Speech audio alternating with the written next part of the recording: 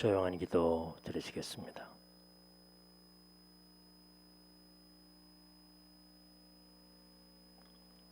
오늘의 말씀은 누가복음 11장 29절입니다.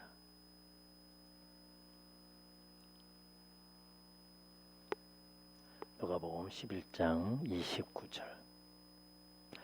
무리가 모였을 때 예수께서 말씀하시되 이 세대는 악한 세대라 표적을 구하되 요나의 표적밖에는 보일 것이 없나니 요나가 니느웨 사람들에게 표적이 됨과 같이 인자도 이 세대에 그러하니라. 심판 때에 남방 여왕이 일어나 이 세세 사람을 정죄하리니 이는 그가 솔로몬의 지혜로운 말을 들으려고 땅 끝에서 왔음이거니와 솔로몬보다 더 큰 이가 여기 있으며 심판 때에 니느웨 사람들이 일어나 그 이 세대 사람을 정죄하리니 이는 그들의 요나의 전도를 듣고 회개하였음이거니와 요나보다 더 큰 이가 여기 있느니라.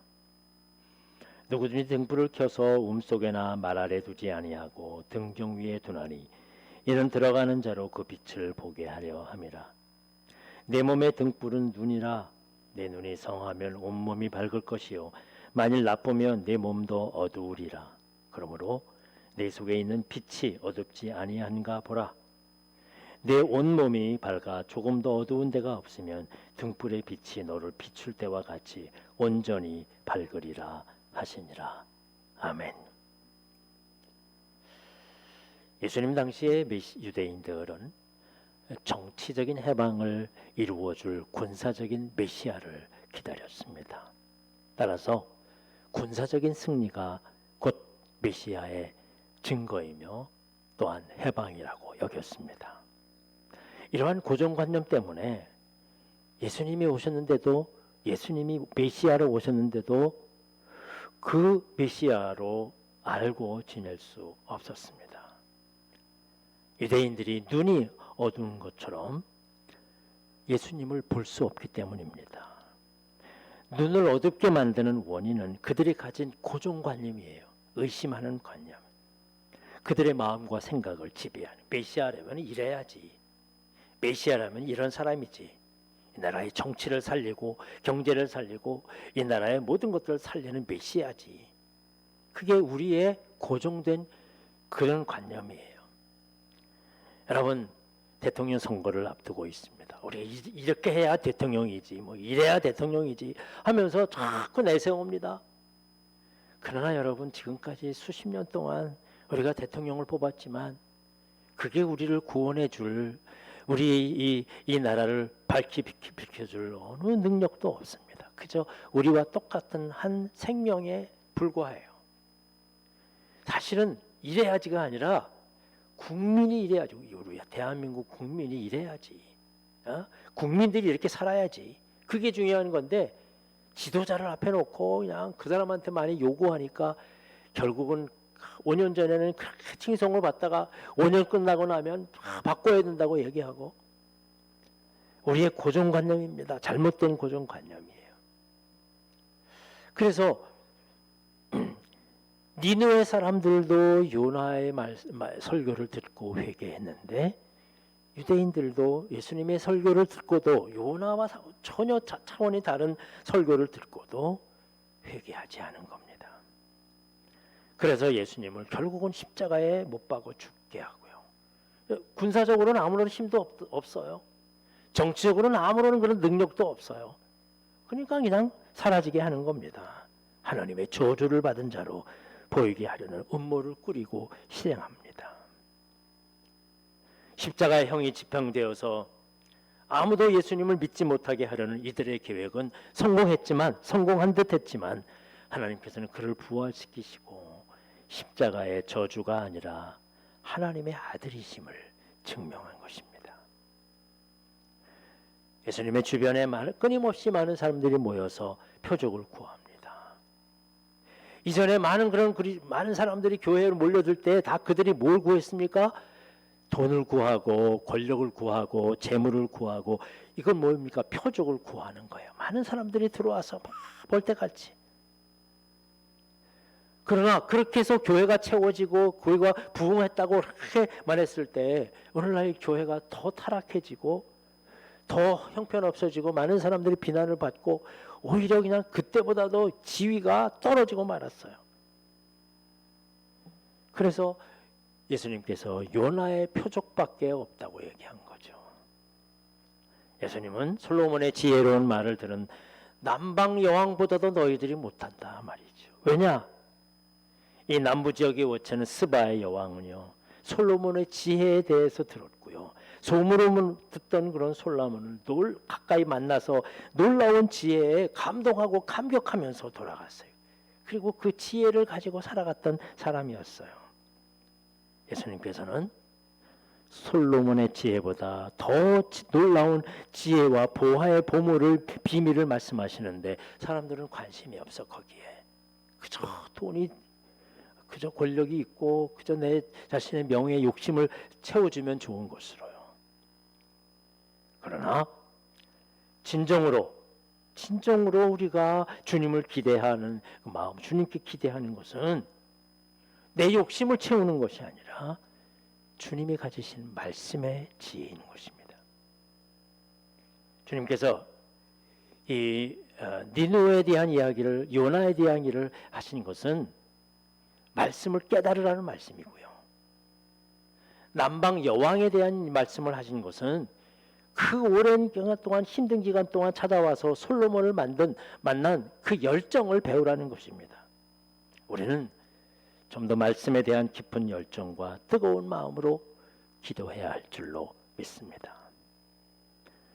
오늘날 우리는 어느 때보다도 너무 손쉽게 주님의 말씀을 대할 수 있습니다. 이런 상황 속에서도 주님은 남방의 스바 여왕과 같은 태도를 가질 것을 요청하십니다.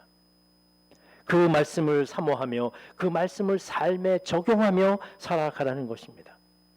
솔로몬을 만드는 이 스바의 왕은 이디오피아에 가서 그 나라를 정말 믿음의 나라로, 말씀의 나라로 바꾸었던 역사가 있습니다. 그 삶에 적용하며 살아가는 거죠. 정말 유대인들은 말씀을 들어도 변화되지 않고 알지 못하는 안타까운 마음을 제자들에게, 백성들에게 요청하고 계시는 것입니다. 요즘 조금 인기가 사라졌지만 요리 전문가 백종현이라는 사람이요, 사람이 레시피 이걸 알려주면 사람들이 그거만 하면 훌륭한 요리가 되기 때문에 수많은 사람들이, 그때 당시에 특별히 남자들이 이 사각 칼 큰 거를 새로 사가지고, 그때는 없어서 못 팔았대잖아요.